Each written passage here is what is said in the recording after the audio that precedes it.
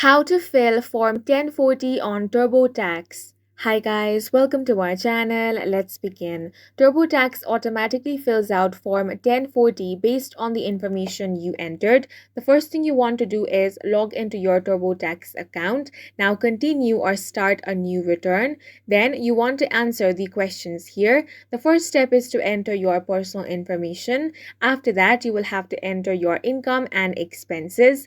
Here, you want to enter all the income sources such as W-2, 1099 NEC, 1099K, 1099 INT, or 1099 DIV. Make sure to enter your social security benefits, rental income, stock sales, and crypto.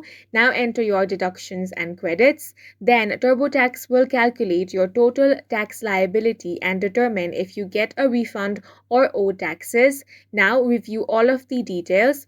After that, TurboTax will ensure all necessary forms, including Form 1040, are included. Now select e-file or mail-in filing. And that's it for this video. If you found it helpful, please make sure to hit the like button and subscribe for more videos like this.